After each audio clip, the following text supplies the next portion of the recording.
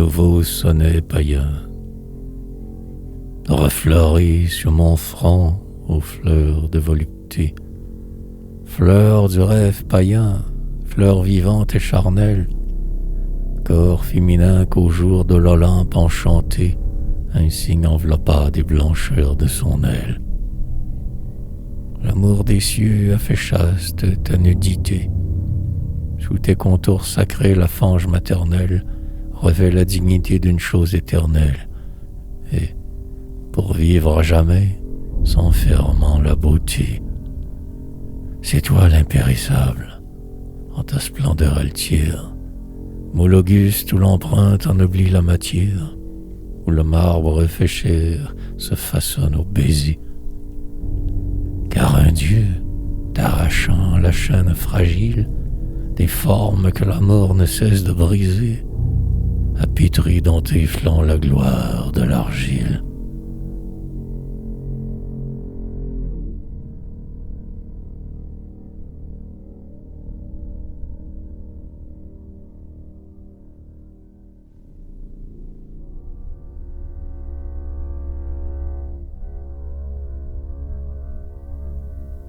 De ta face immortelle et de ton noble buste, mes mains ont affronté les contours radieux, quand, fervent et tout plein de l'image des dieux, j'ai moulé sur ton corps leurs souvenirs augustes.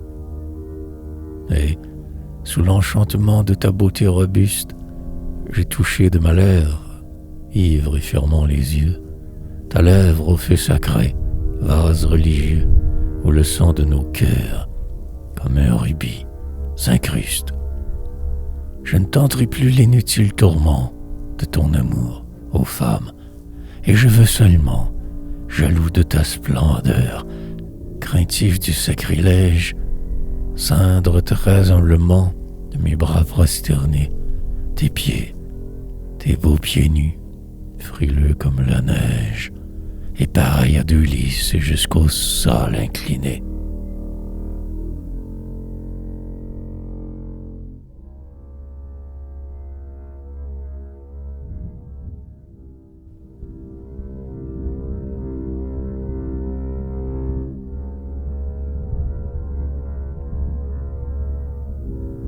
N'espère pas que tu l'apaises, le désir qui brûle mes reins.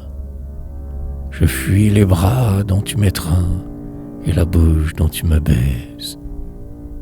Les serpents jetés aux fournaises, des lourds trépieds pitoniens, en des tourments pareils aux miens, s'attardaient, vivants, sur les braises. Je suis comme un cerf aux abois, qui, par la plaine et par les bois, emporte, en bramant, ses blessures.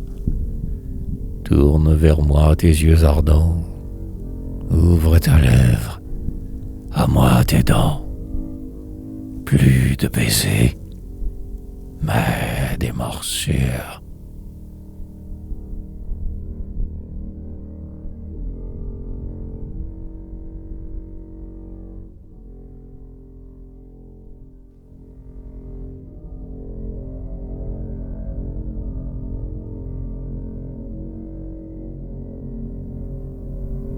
Souvent, et j'en frémis, quand sur ta lèvre infâme j'ai bu dans un sanglot d'amère volupté, alors qu'une détresse immense prend mon âme, ô toi pour qui je meurs, tu dors à mes côtés.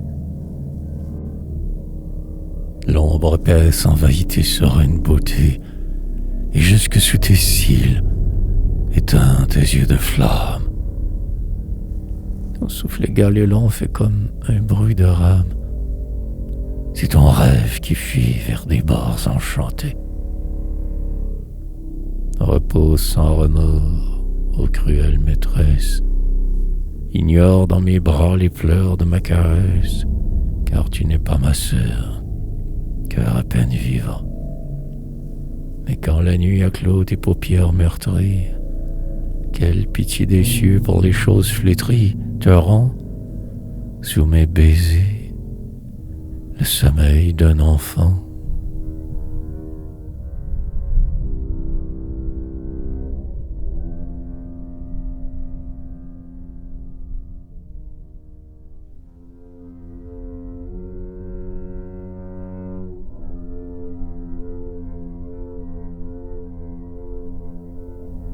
Que ne suis-je le rêve où ton âme me fuit, quand l'haleine de fleurs dont ta bouche est baisée se berce au rythme lent de ta gorge apaisée, dans la tranquillité profonde de la nuit.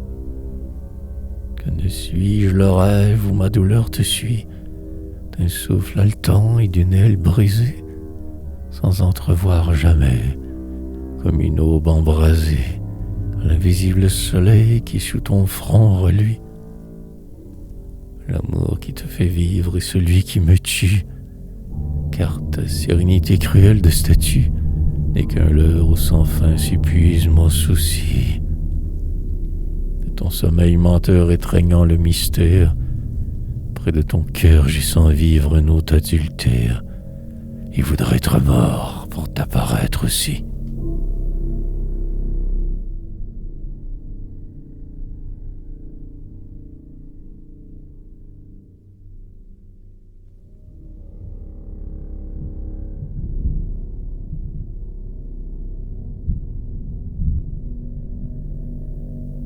Toi qui foules encore l'argile qui me pèse, que ne suis-je moi-même à l'argile rendu, mort glacé sous tes pas et sous l'herbe étendue, sans brûler que le froid de son linceul apaise.